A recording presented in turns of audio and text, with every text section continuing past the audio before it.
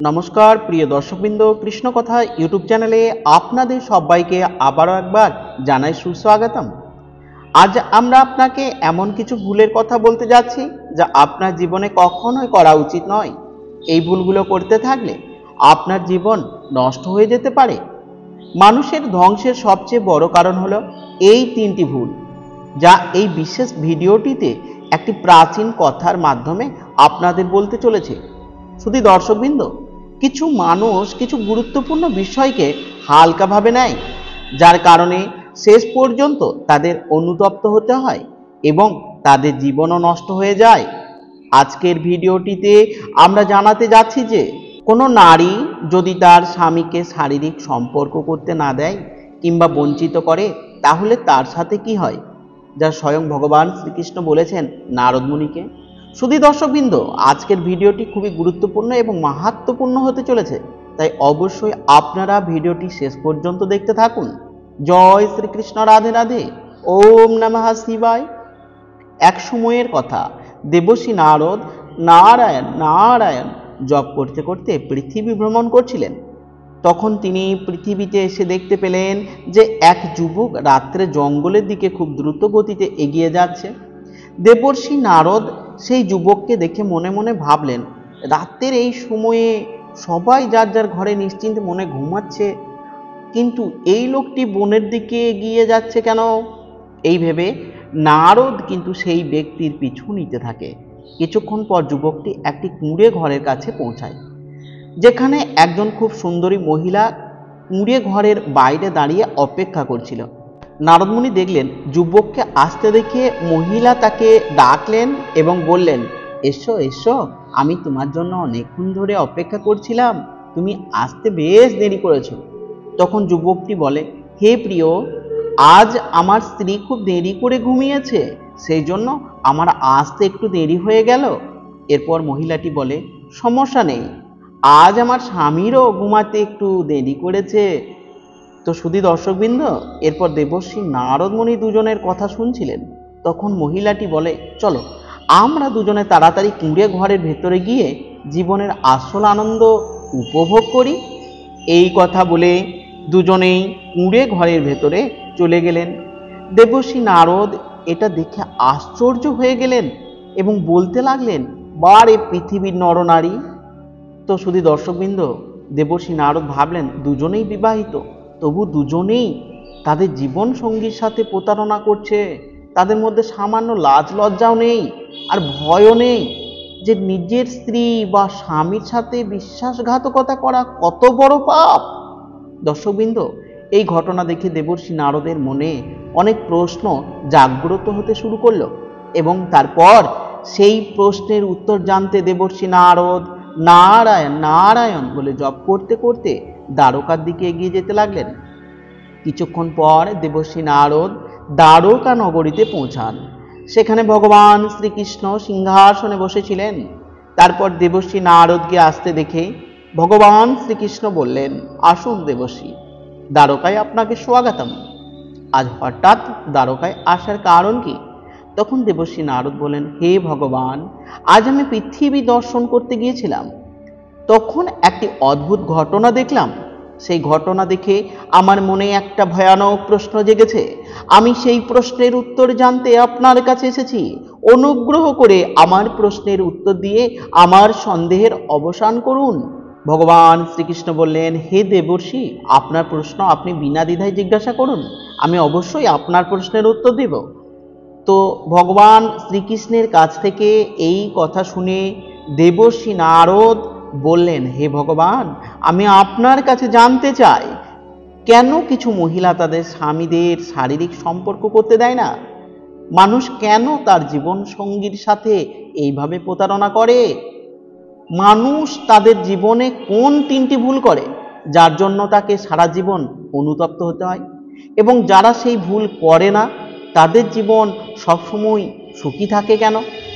দেবর্ষি নারদের মুখে এই প্রশ্ন শোনার সাথে সাথে ভগবান শ্রীকৃষ্ণ বললেন, হে দেবর্ষি নারদ, আজ আপনি খুব ভালো প্রশ্ন করেছেন, যা সমস্ত মানুষের কল্যাণের জন্য অত্যন্ত গুরুত্বপূর্ণ। প্রতিটি মানুষের এই তিনটি প্রশ্নের উত্তর জানা উচিত, কারণ যৌবনে কিছু ভুলের কারণে মানুষ তাদের পুরো জীবন নষ্ট করে দেয়। যারা তাদের জীবনে সুখী করতে চান, যারা জীবনে সুখে শান্তিতে থাকতে চান, তাদের এই বিষয়গুলি অবশ্যই জেনে রাখা ও মনে রাখা উচিত। হে দেবর্ষি, এখন আমি আপনাকে একটি অত্যন্ত গুরুত্বপূর্ণ ও তথ্যবহুল কাহিনীর মাধ্যমে সমস্ত প্রশ্নের উত্তর জানাতে চলেছি। আপনি এই কাহিনীটা খুব মনোযোগ সহকারে শুনুন। তো শুধু দর্শকবৃন্দ, ভগবান শ্রীকৃষ্ণের মুখ থেকে এই কথা শুনে দেবর্ষি নারদ বললেন, হে ভগবান, দয়া করে আপনি কাহিনীটি শুরু করুন। আমি আপনাকে প্রতিশ্রুতি দিচ্ছি যে আমি এই কাহিনী শুরু থেকে শেষ পর্যন্ত অবশ্যই মনোযোগ সহকারে শুনব এবং এই কাহিনী সমস্ত জগতে আমি প্রকাশ করব, যাতে ভবিষ্যতে কেউ এই ধরনের ভুলগুলো না করে। তখন ভগবান শ্রীকৃষ্ণ কাহিনীটি শুরু করলেন, বললেন, হে দেবর্ষি, এটি একটি প্রাচীনকালের কথা। একটি শহরে একজন কৃষক খুব সাধারণ জীবনযাপন করতেন, যার পুত্রের নাম ছিল রাঘব।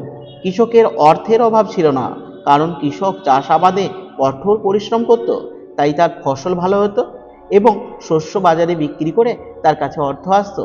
কৃষক তার ছেলে রাঘবকে খুব ভালোবাসতেন এবং তাকে স্বাধীনতাও দিয়ে রেখেছিলেন।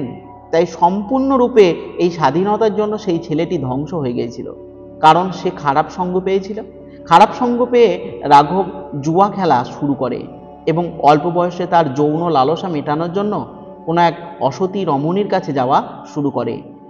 একদিন কৃষক জানতে পারলেন যে তার ছেলে বিপথে চলে যাচ্ছে এবং এখন সে অসতী রমণীর কাছে যেতে শুরু করেছে। তখন কৃষক তার ছেলে রাঘবের বিয়ে দিলেন। বিয়ের পর রাঘব বাড়িতে থাকতে শুরু করে, কারণ তার স্ত্রী ছিল খুব সুন্দরী। কিছুদিন পর রাঘবের বাবা মা বার্ধক্যজনিত কারণে এই পৃথিবী ছেড়ে চলে যান। গল্পটি বর্ণনা করতে গিয়ে ভগবান শ্রীকৃষ্ণ বললেন, হে দেবর্ষি, আসল কাহিনী এখান থেকেই শুরু। রাঘবের স্ত্রী খুবই সুন্দর ছিল, কিন্তু রাঘবের লালসা কমতে শুরু করেছিল। অথচ রাঘব কখনো জুয়া খেলায় অভ্যাস হারায়নি। তাই রাঘব তার সমস্ত ধন সম্পদ জুয়ায় হারিয়েছিল, আর এখন তার কাছে টাকা পয়সাও ছিল না, আর তার কোনো দক্ষতাও ছিল না যে কোনো কাজ করে অর্থ উপার্জন করতে পারে। কারণ কোনো ব্যক্তি যদি রাজার কাছে কাজের জন্য গেলে রাজা প্রথমে তাকে জিজ্ঞাসা করতেন, তিনি কি কাজ করতে পারেন? যদি তার কোনো কাজে ভালো দক্ষতা থাকে তাহলে রাজা তাকে সেই কাজ দিয়ে দিতেন, আর কোনো দক্ষতা না থাকলে তাকে অকেজো ব্যক্তি বলে মনে করতেন এবং সেখান থেকে বের করে দিতেন। তো শুধু দর্শকবৃন্দ, এরপর ভগবান শ্রীকৃষ্ণ বললেন, হে দেবর্ষি, একজন ব্যক্তির দক্ষতা তার পরিচয়, আর রাঘবের কোনো দক্ষতা ছিল না। অতএব তিনি তার জীবনের এমন এক পর্যায়ে এসে পৌঁছালেন যেখানে কোনো ব্যক্তির আফসোস করা ছাড়া আর কোনো কিছুই অবশিষ্ট থাকে না। রাঘবের দুই ছেলে ছিল এবং দেখতে দেখতে তাদের বিয়ের বয়স পেরিয়ে যাচ্ছিল। তাদের বিয়েতে অর্থেরও দরকার ছিল এবং রাঘবের কাছে একটি পয়সাও ছিল না। তখন রাঘব প্রতিটি ছোট জিনিসের জন্য মরিয়া বোধ করতে শুরু করলো এবং তার শরীরের ক্ষমতাও সম্পূর্ণরূপে নষ্ট করে ফেলেছিল।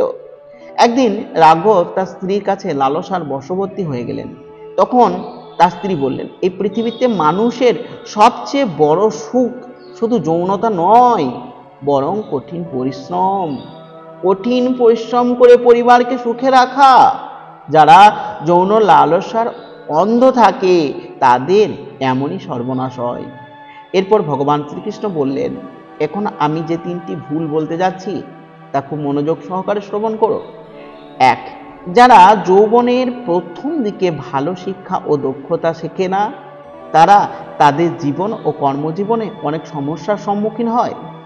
আপনার এই ভুল আপনাকে সারা জীবন কষ্ট দিতে পারে। 2. কাজে পিছিয়ে যাওয়ার অভ্যাস। যৌবনকালে কাজে পিছিয়ে যাওয়ার অভ্যাস থাকলে এবং সেই সময়কে সঠিকভাবে কাজে লাগাতে না পারলে ভবিষ্যতে এর জন্য অনেক ক্ষতি হবে। এর কারণে ভবিষ্যতে আপনার লক্ষ্য অর্জনে আপনাকে অনেক অসুবিধার সম্মুখীন হতে পারে। 3. ভুল সঙ্গ থাকা। আপনার যৌবনকালে খারাপ সঙ্গে পড়া এবং খারাপ অভ্যাসের প্রতি আসক্ত হওয়া আপনাকে ভবিষ্যতে উন্নতি করতে বাধা দেবে এবং আপনাকে ধ্বংসের দিকে নিয়ে যাবে। এছাড়াও সবচেয়ে গুরুত্বপূর্ণ বিষয় হলো আপনার স্বাস্থ্যের যত্ন না নেওয়া। যৌবনকালে শারীরিক ও মানসিক স্বাস্থ্যের যত্ন না নিলে পরবর্তীতে অনেক রোগে আক্রান্ত হতে পারেন। অতএব আপনার স্বাস্থ্যের যত্ন নেওয়া খুব গুরুত্বপূর্ণ।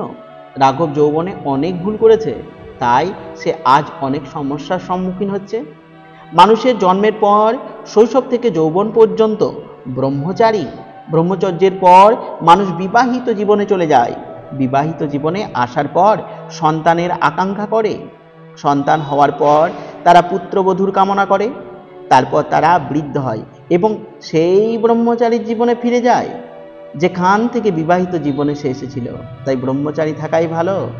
অসৎ কাজে অভ্যাস ত্যাগ করে কঠোর পরিশ্রমে মনোনিবেশ করুন। ঈশ্বর অবশ্যই আপনার কথা শুনবেন। গল্পটি আরো বর্ণনা করতে গিয়ে ভগবান শ্রীকৃষ্ণ বললেন, হে দেবর্ষি, যারা আমার সাথে সত্যিকারের হৃদয়ে যুক্ত থাকে তারা কখনোই কোনো সমস্যার সম্মুখীন হতে পারে না। রাঘবের অনেক খারাপ স্বভাবের মধ্যে একটি ভালো অভ্যাস ছিল। তিনি প্রতিদিন সত্যিকারের চিত্তে পূজা পাঠ করতেন। রাঘবের এই খারাপ সময়ে এক বৃদ্ধ এসে তাকে তার সব ধন সম্পদ দিয়ে দেয় এবং তার বাড়িতে থাকতে শুরু করে, কারণ ওই বৃদ্ধার কোনো সন্তান ছিল না। তারপর রাঘব তার উভয় ছেলেকে বিয়ে করায় এবং পুরো পরিবার সুখে থাকতে শুরু করে। তো ভগবান শ্রীকৃষ্ণ এইভাবে নারদ মুনিকে এই কাহিনীটি বর্ণনা করেছেন। আজকের এই প্রাচীন কাহিনীটি আপনাদের কেমন লাগলো অবশ্যই কমেন্ট বক্সে লিখে জানাবেন। আর যদি ভালো লেগে থাকে তাহলে ভিডিওটিতে একটি লাইক করে দেবেন আর কমেন্টস বক্সে অবশ্যই লিখবেন হর হর মহাদেব। তো আজ এই পর্যন্ত, আবারও আসবো পরের ভিডিও নিয়ে। ততক্ষণ ভালো থাকবেন, সুস্থ থাকবেন। নমস্কার।